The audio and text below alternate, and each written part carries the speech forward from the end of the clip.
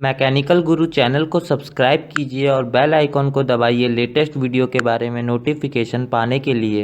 Hello दोस्तों, मेरा नाम है अंकित और तिलक लगा के स्वागत करता हूं आपका मैकेनिकल गुरु यूट्यूब चैनल पर। आज के इस वीडियो में हम homogeneous charge compression ignition engine के बारे में बात करेंगे, जिसे HCCI इंजन भी कहा जाता है।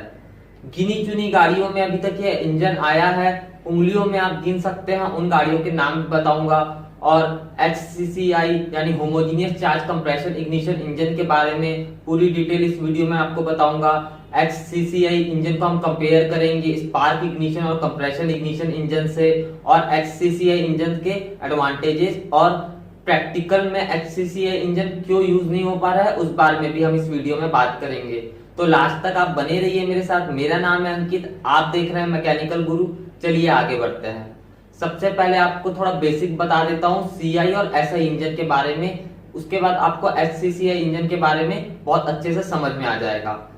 SI इंजन, जिन्हें हम पेट्रोल इंजन के नाम से भी जानते हैं, SI इंजन में इंजन के टॉर्क को, यानी कि इंजन के आउटपुट में जो हमें टॉर्क मिल रहा है, उस टॉर्क को वेरी किया जाता है बटरफ्लाई वाल्व को ओपन और क्लोज करके।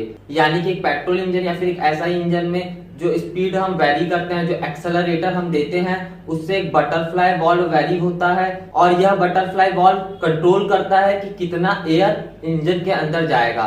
यानी कि यह बटरफ्लाई वाल्व एयर के फ्लो को रेगुलेट करता है। जैसे जैसे हम एक्सेलरेटर बढ़ाते हैं, यह बटरफ्लाई वाल्व और खुलता जाता है, ज्यादा से ज्यादा एयर इंजन के अंदर पहुंचती है, वो ज्यादा से ज्यादा फ्यूल के साथ मिक्स होती है और हमें ज्यादा पावर मिलती है। जब स्पीड कम रहती है तो ये बटरफ्लाई वाल्व क्लोज रहता है, तब कम एयर इंजन तक पहुंचती है, जो कम अपने आप में कम फ्यूल लिए रहती है, जिससे कि हमें कम पावर मिलती है। और इस बटरफ्लाई वाल्व के प्रेजेंट होने के कारण थ्रॉटलिंग इफेक्ट हमें मिलता है।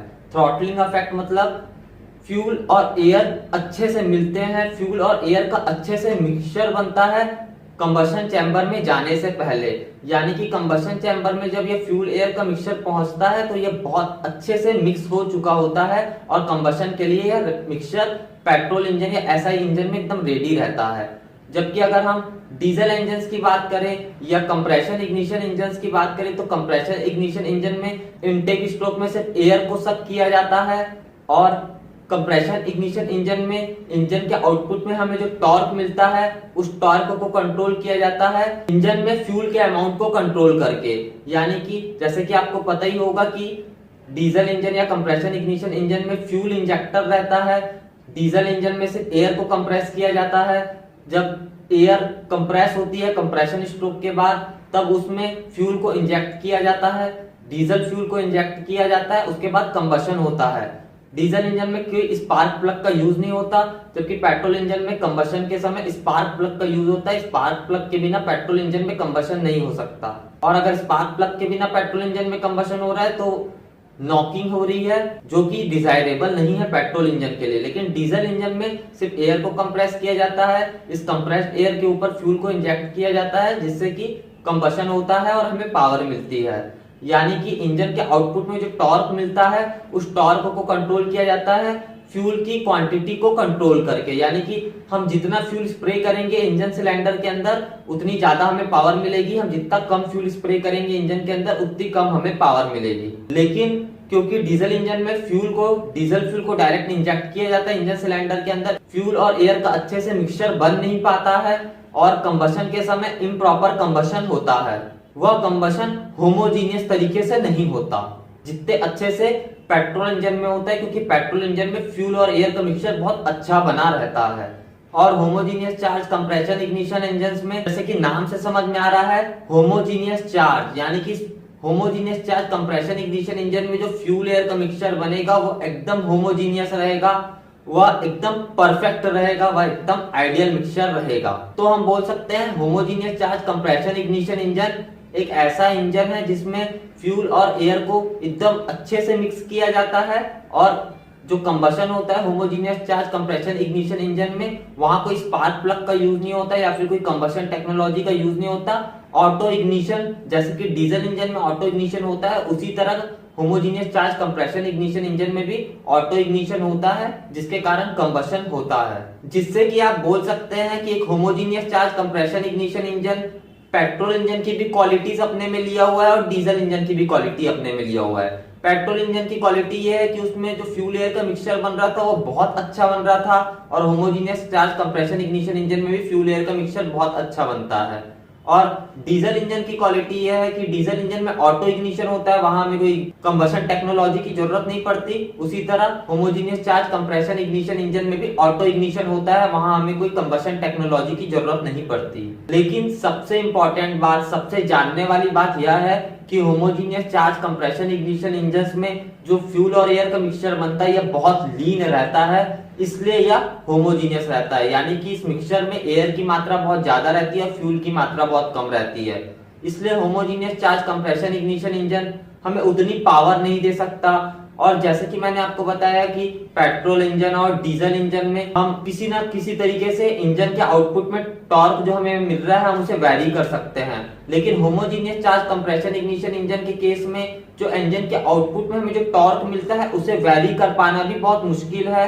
कुछ रिसर्च चल रही है इनके ऊपर कि कैसे हम एक homogeneous charge compression ignition engine के आउटपुट में टॉर्क को वैरी कर सकते हैं, उसके बारे में मैं आगे आपको बताऊंगा जब हम बात करेंगे कि आखिर homogeneous charge compression ignition engine क्यों पॉसिबल नहीं है आज की डेट में। और homogeneous charge compression ignition engine में कंबशन के समय ज्यादा टेम्परेचर राइज भी नहीं होता है, क्योंकि जैसे कि मैंने आपको बताया कि बहुत ही ज्यादा लीन मिक्सचर का यूज होता है इस इंजन में। लेकिन इससे यह बहुत बड़ा फायदा होता है कि एमिशंस बहुत कम होते हैं, नाइट्रोजन ऑक्साइड के एमिशन बहुत कम होता है HCCA इंजन से, या फिर नेग्लेजिबल होता है, एकदम ना के बराबर NOx के एमिशन होते हैं HCCA इंजन में। लेकिन HCCA इंजन से हाइड्रोकार्बन और कार्बन मोनोऑक्साइड का एमिशन बहुत ज्यादा होता है, इसलिए जो एग्जॉस्ट गैसेस निकलती है इस इंजन से उसे कैटालिटिक कन्वर्टर में भेजा जाता है। लेकिन यहाँ पे भी एक प्रॉब्लम है, जैसे पेट्रोल इंजन में जो एग्जॉस्ट गैसेस हमें मिलती है उसका टेम्परेचर ज्यादा रहता है,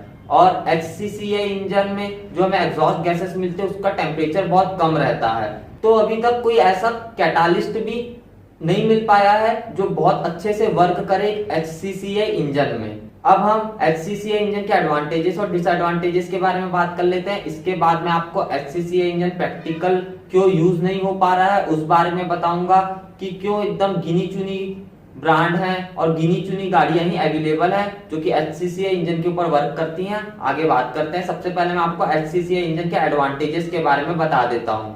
HCCA इंजन की एफिशिएंसी SI और CI इंजन के कंपैरिजन में ज्यादा रहती है, क्योंकि इसमें लीन मिक्सचर का यूज होता है कंबशन प्रोसेस के दौरान, और बहुत ही कम एमिशन होते हैं क्योंकि जो चार्ज है वह होमोजीनियस है। और NOx तो बिल्कुल भी एमिट नहीं करता है एक HCCI इंजन।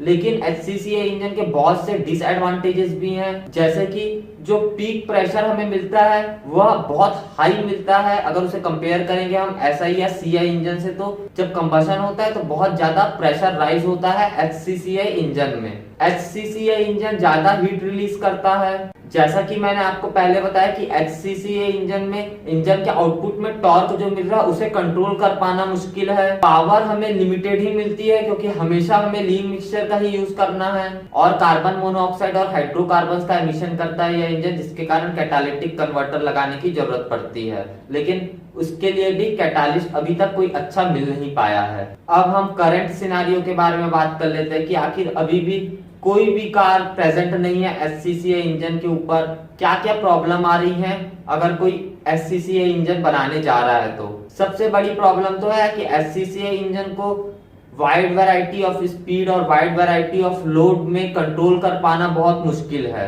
पेट्रोल इंजन में हम स्पार्क प्लग की मदद से कंबशन के ड्यूरेशन को भी कंट्रोल कर सकते हैं, लेकिन HCCA इंजन में यह भी पॉसिबल नहीं हो पाता। हालांकि कई सुपर कंप्यूटर और सिमुलेशन सॉफ्टवेयर आज की डेट में बन गए हैं जो कि इन चीजों को ओवरकम कर सकते हैं। तब भी HCCA इंजन के ऊपर कई रिसर्चर्स काम कर रहे हैं और कई तरह के अप्रोच लेके आ रहे हैं, जिससे कि उनका कहना है कि HCCA इंजन में इंजन टॉर्क को वैरी किया जा सकता है।